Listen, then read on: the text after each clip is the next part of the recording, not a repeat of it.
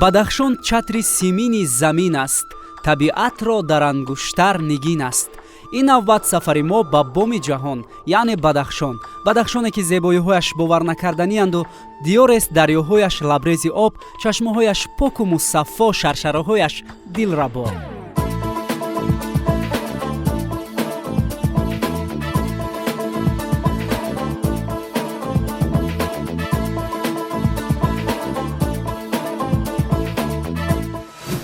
аксар сайёҳоне ки ба ин вилоят, ба ин минтақаи кишвар ворид мешаванд, ҳамаашон меоянд аввал маркази вилоят, шаҳри Хоруғ ва баъдан самтҳои сайёҳии худро муайян мекунанд. Хоруғро нигини Бадахшон унвон мекунанд. бо мо бошед то аз навгониҳо ва ҷойҳои тамошобоби ин шаҳр дидан намоем.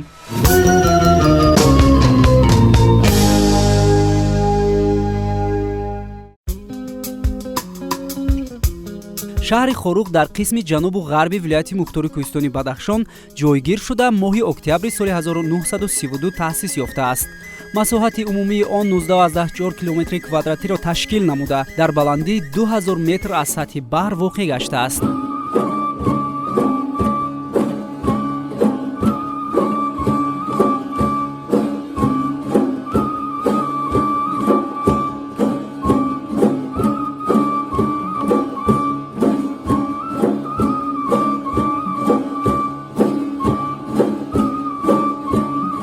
оид ба воҷаи Хоруғ дар илми номшиносии тоҷик то кунун дар алоҳидагӣ кори илмӣ сомон дода нашудааст, аммо донишмандон калимаи Хоруғро ба маънои сабзазори лаби об шарҳ медиҳанд. масофаи шаҳри Хоруғ то пойтахти кишвар Душанбе ба воситаи роҳи автомобилгарди Ағбаи Хобрубод 527 километр ва роҳи Дарвоз Кӯлоб 680 километрро ташкил медиҳад. Хоруғ баландкӯҳтарин шаҳр шояд дар дунё бошад. ин зебо шаҳр дар ду соҳили дарёи Ғунд ва 5 доман паҳн кардааст. агар шабонгаҳ аз ҷониби ишкошӣ ва ё шуғнону мурғоб кас ба шаҳри Хоруғ ворид гардад, ба назараш чунин менамояд, ки як гӯшаи осмони пурситораро ба замин фуровардаанд.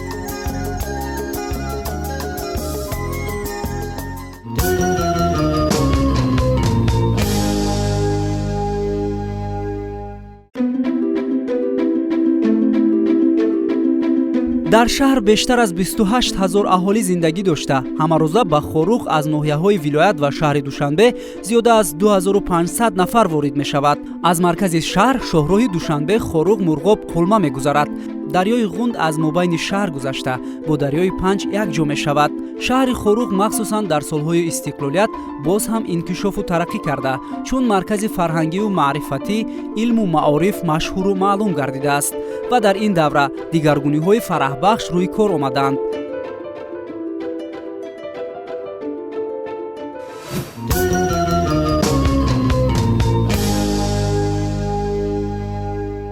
ҷое ки мо қарор дорем аз сатҳи баҳр 2320 метр баланд аст ва тамоми шаҳри Хоруғ мисле ки дар кафи дастат аст ва маълум аст. дарёи Ғунд, Шоҳдара ва поёнтар дарёи Ишкошим ҳар се якҷо мешаванд ва меравад ба руди Панҷ, дарёи бузурги Панҷ мерезад, ки инро танҳо метавон аз ин баландӣ шоҳид шуд. агар шумо дар шаҳр бошед, дар дохили шаҳр бошед, наметавонед ин зебоиҳоро яку якбора бубинед. чойхона дар фарҳанги пурғановати мардуми тоҷик ҳамчун макони фарҳангӣ маслиҳатгоҳи пирони рӯзгор шинохта мешавад ва имрӯз ҳам ин рисолат ва манзалаташро аз даст надодааст. чойхонаи миллии шаҳри Хоруғ бо фарҳанги қадимаи тоҷикона ва диди муосири меъморӣ сохта шудааст.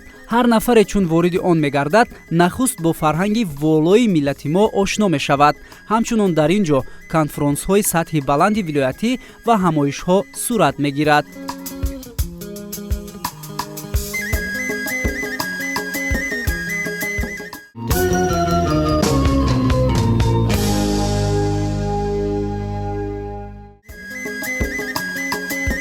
шаҳри Хоруғ ки ҳоло маркази маъмурии сиёсии вилояти мухтори кӯҳистони Бадахшон мебошад, аз як деҳаи кӯчак ба яке аз шаҳрҳои зебою хушманзараи Тоҷикистон табдил ёфтааст. соли рушди сайёҳӣ ва ҳунарҳои мардумӣ бо ҳадафҳои воло эълон гардида, дар муаррифӣ намудани таъриху фарҳанги миллӣ, ташкили ҷойҳои нави корӣ таъсири мусбат расонид. ҳунар беҳтарин ганҷ ва волотарин неъмат аст. ҳунарманд ҳамеша азизи одамо мебошад ва бо ҳунари худ ба дили мардум фарҳам мебахшад. имсол ки соли рушди ҳунарҳои мардумӣ эълон гардидааст, кулли сокинони шаҳри Хоруғ ва ҳунармандони маркази вилоят ин навиди корро бо хурсандӣ қабул намуданд. аз ҷониби мақомоти иҷроии ҳокимияти давлатии шаҳри Хоруғ барои ин табақаҳо иҳоиҷодкор тамоми шароиту имконият фароҳам оварда шуд.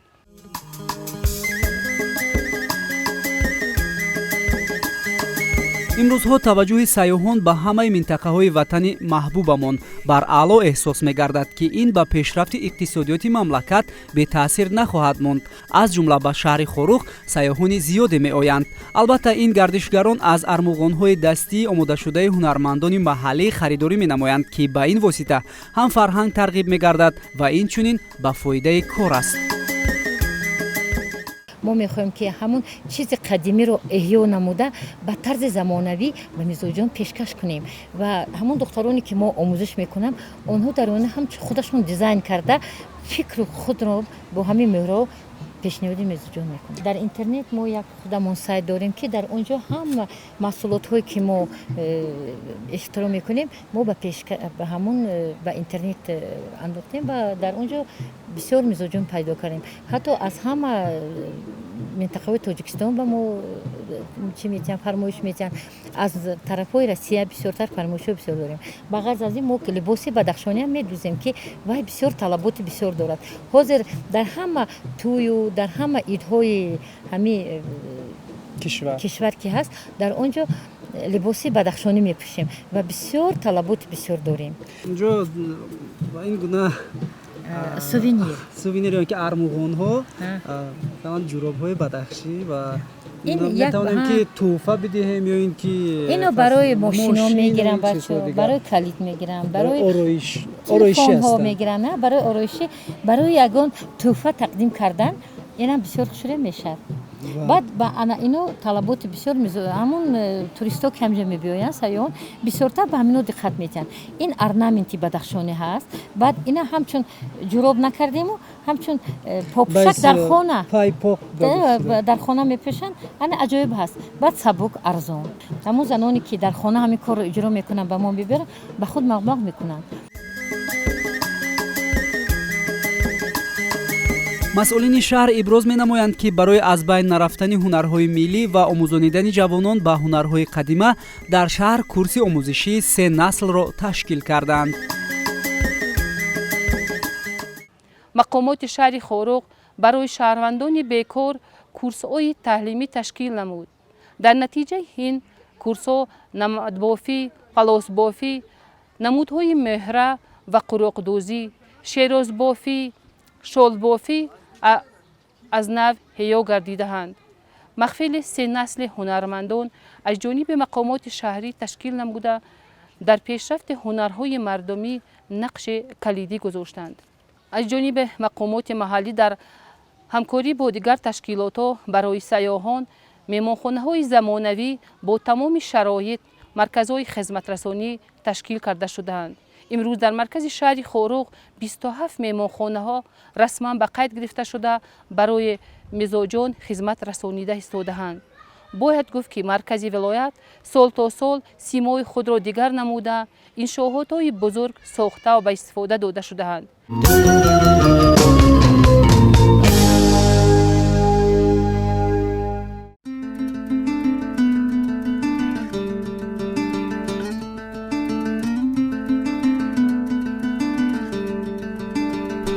осорхона ганҷу маҳсули ҳар як миллат ба ҳисоб меравад. бо мақсади ҳифз ва тарғиб намудани ёдгориҳои таърихӣ, сарватҳои табиӣ ва муваффақиятҳои ба дастовардаи меҳнаткашон, инъикоси корнамоиҳои ватандӯстон дар шаҳри Хоруғ осорхонаи таърихии кишваршиносии вилояти мухтори кӯҳистони Бадахшон фаъолият менамояд. шумораи умумии нигораҳо дар осорхонаи мазкур 7978 ададро ташкил менамояд.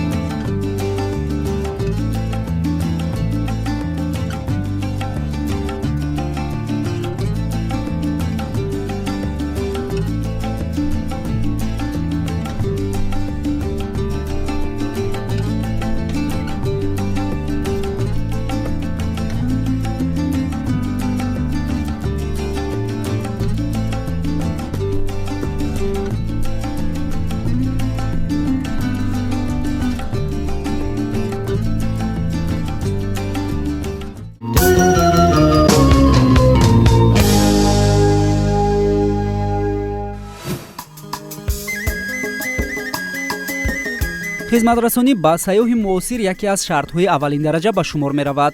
Дар шаҳр маркази иттилоърасонии сайёҳӣ бо номи экофарҳангии Помир фаъолият мекунад, ки ба меҳмонон вобастаи тавон ва хоҳишашон хизмат мерасонанд. ҳар сайёҳе, ки ба Бадахшон ворид мегардад, аввал ба ин марказ муроҷиат менамояд. масъулини марказ гардишгаронро бо минтақаҳои сайёҳӣ, роҳбалад, ронандаву меҳмонхона ва дигар имкониятҳои доштаашон шинос менамоянд.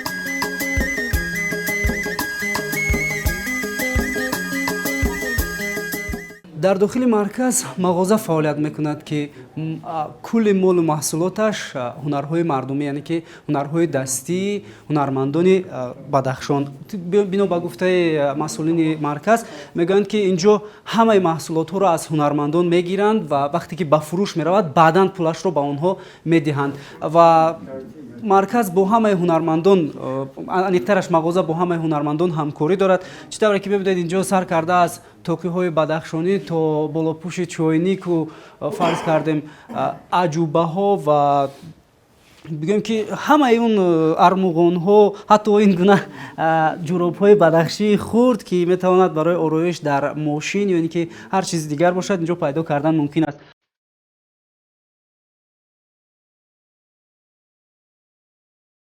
дар маркази экофарҳангии Помир сайёҳон сабти ном мегарданд. танҳо дар соли равон гардишгарони зиёде аз кишварҳои Италия, Фаронса, Олмон, Ҷопон, Исроил, Амрико, Англия, Белгия, Ҳолланд, Мексика, ҳатто Бразилия ва Австралия ташриф оварданд. масъулини марказ иброз доштанд, ки таваҷҷӯҳи онҳо ба кӯҳҳои сарбафалак, чашмаҳои зулол ва мавзеъҳои таърихӣ мебошад.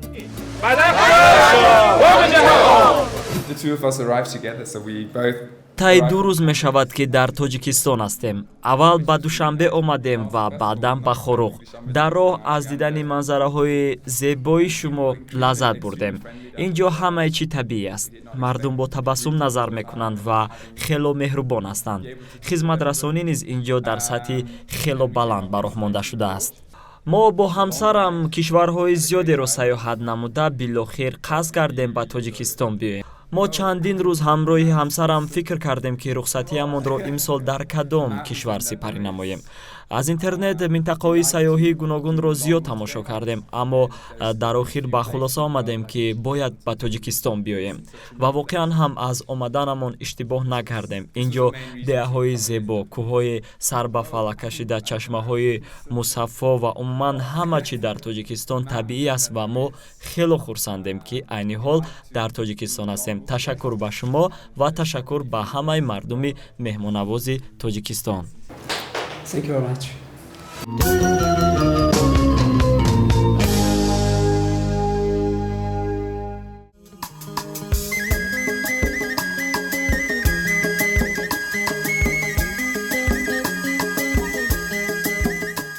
барои сайёҳи амрикоиву аврупоӣ дигар лаби баҳру биноҳои баланд, меҳмонхонаҳои баландошона аниқтараш оддӣ шудааст.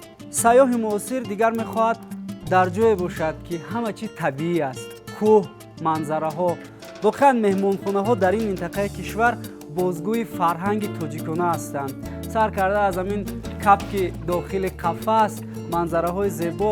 хулас, ки ин меҳмонхона қисса дорад, қисса андаруни қисса. дар ҳар як хонаи тоҷики кӯҳистонӣ масалан бузи нахчир ё ин ки маркополо ҳаст ва бино ба шугун ва бовариҳои ин мардум бовар доранд, ки агар дар хона ин гуна бузҳоро масалан шох ва ё ки аз гардан болои ин гуна бузҳоро дар хона нигаҳ дорӣ, париҳо аз ҳар гуна бадӣ шуморо эмин медорад. ин албатта дар гузашта буд ва ин урфу одат ё ки боварӣ дар гузашта дар ҳама минтақаҳои Тоҷикистон буд ва ин як қисса аз ҳамун зиндагии пеш аст. ва чизи дигари ҷолиб ин аст, ки ин гуна табақҳои бузург ки инҷо ҳаст, пештар дар инҷо масалан зардолуро мехушконанд, ҳулинг мекарданд ва туту мисол баъзе аз корҳои дигарро анҷом медоданд. хулас инҷо меояд як ҳавлияки хурд, як достони бузурги халқи тоҷикро барои як сайёҳ, барои умуман меҳмонони хориҷӣ қисса мекунад.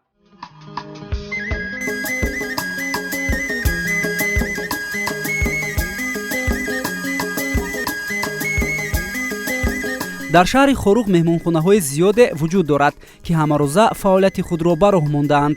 Лал меҳмонхонаи замонавӣ бо шароити муносиб ва бо ороиши миллӣ ба мизоҷон хизмат мерасонад.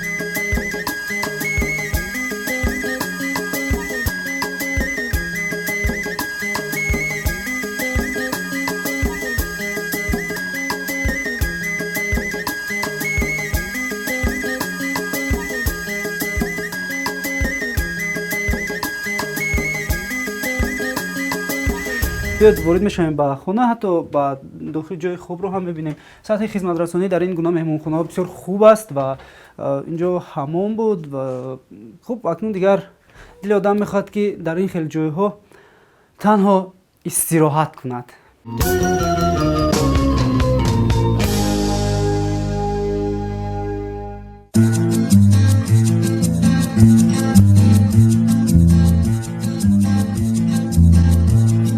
چهارباغ یکی از مواضع‌های تماشاباب شهر خوروغ به شمار می‌رود. این موضع برای فراغت، گشت و گذار و گذراندن چهاربینی‌های فرهنگی خدمت می‌رساند. چهارباغ مرکزی شهر خوروغ مثلا رسما کارگر ندارد، یعنی کارگری که با تازگی باغ مشغول باشد. از حساب جوانان شهر مخصوصا ریزاکاران یعنی والنتیرها در روزهای معین اختیاری خودشان تازه میکنند و برای مهمانان یعنی انیکترش سیاحان با دو زبان تاجیکی و انگلیسی نوشته شده است. در اون مثلا اشاره ها نشان داده شده است که باید کدام سمت باغ در کجای باغ چی هست. باغی مذکور سال 1940 افتتاح گردیده مساحتش 4.5 گکتار را تشکیل می‌دهد. در اینجا تئاتر تابستانه، مرکز ورزشی، چایخانه، همچنین حفظ شناوری به مردم خدمت می‌کند.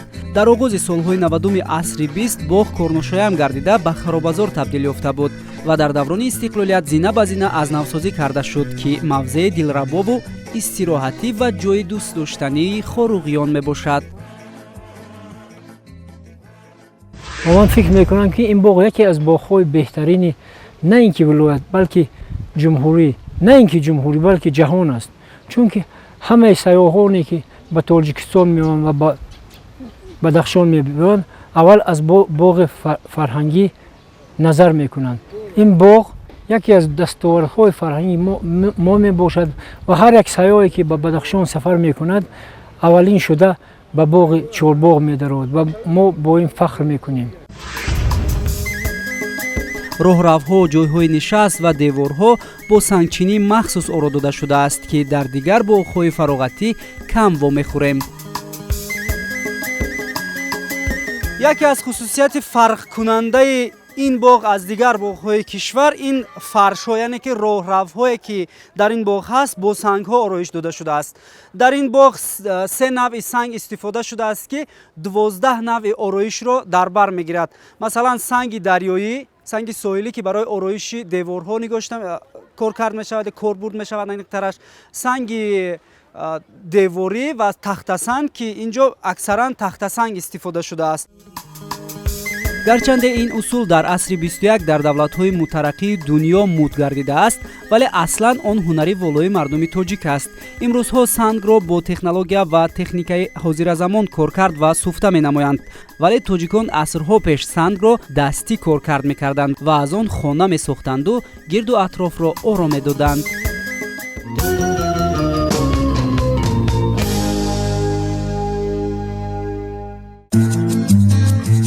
در دوران صاحب استقلالی تاجیکستان وطنی عزیزمان سیمای شهر خوروغ روز به روز و زینه به زینه به یکی از شهرهای زیبا و دوست داشتنی تبدیل گشته ایستاده است. بناهای استقامتی و معموری، انشاءات‌های فرهنگی و ورزشی به نمای شهر زیبایی دیگر بخشیده است. مردم سربلند شهر با شکرانه از فضای آباد و آسوده وطن و وحدت و یکدیگر فهمی زندگی آسوده دارند.